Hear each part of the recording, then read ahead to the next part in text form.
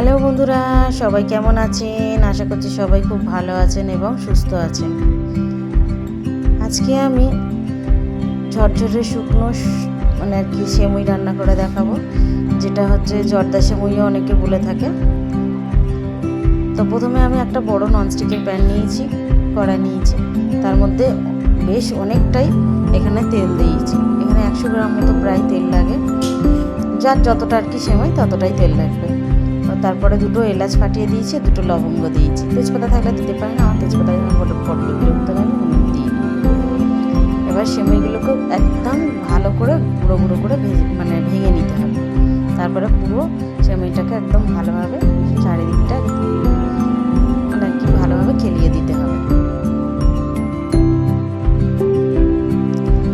ভালোভাবে আস্তে আস্তে করে একটু একটু করে উল্টে দেবো। দেখতে পাচ্ছেন, প্রথমে একটুখানি ভালোভাবে খেলিয়ে দিয়ে এবারে আস্তে আস্তে করে উল্টে দেবে। এই প্রসেসিংটাই হচ্ছে খুবই জরুরি, এটা আপনাদের করতেই হবে, কারণ তবেই সেমইটা একদম ঝরঝরে এবং খোলা খোলা হবে।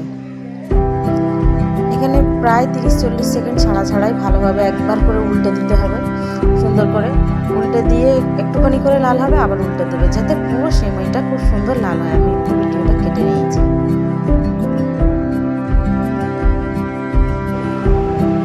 এবার আমি একটা হাঁড়ি নিয়েছি, তার মধ্যে আমি কিছুটা জল নিয়েছি। এখানে সব জলটা নাও লাগতে পারে, আবার লেগে যেতেও পারে। এটা হচ্ছে যতটা সেমই হবে সেই আন্দাজ করে আপনারা জলটা নেবেন। আমি এখানে 2 চামচের মতো চিনি নিয়েছি, বড় চামচের, অবশ্যই তরকারি তোলা চামচের দেখতে পাচ্ছেন চিনিটা নিয়েছি। মিষ্টি অনুযায়ী আপনি চিনি দেবেন আপনারা। এবারে আমি একটুখানি food colour, orange food colour, যেহেতু জর্দা সেমই ওই জন্য একটুখানি অরেঞ্জ ফুড কালারটা ব্যবহার করবো। আপনারা চাইলে স্কিপ করতে পারেন। আমি এখানে অরেঞ্জ ফুড কালারটা ব্যবহার করেছি। করে জাস্ট চিনিটাকে মেল্ট করা পর্যন্ত অপেক্ষা করব। এইটা নয় যে কোনো একটা মানে তার যে বলে না একটা দুতার ওই রকম করতে হবে, ওইসব কিছুই না। জাস্ট চিনিটা গলে যাবে, নামিয়ে নেবে। এখানে আপনারা চাইলে একটা এলাচ গুঁড়ো করেও দিতে পারেন। দুটো নামিয়ে নিয়েছি।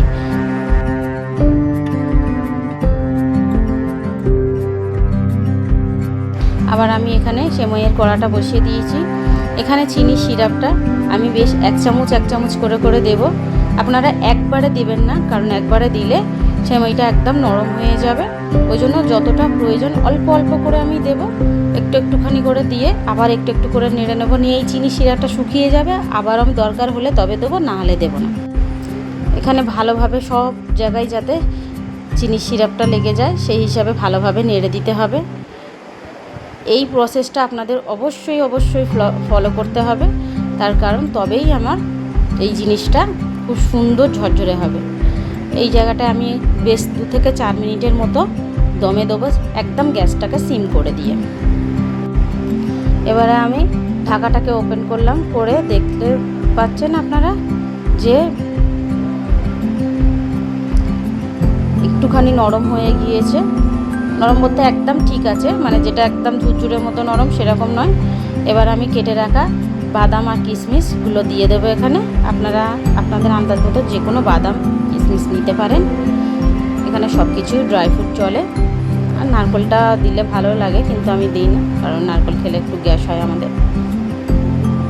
গ্যাসের কাজটা সব দিকে আমার ওভেনের জায়গাটা পড়েছে, অবশ্য কিছু মনে করবেন না। দেখতে পাচ্ছেন আমি হাত দিয়ে দেখানোর চেষ্টা করছি, কত সুন্দর জড়িয়ে যায় না, বা খুব সুন্দর খেলানো হয়েছে। এটাকে একটু কাঁটা চামচ দিয়ে খেলিয়ে দেবেন, আরও সুন্দর হবে। Thank you.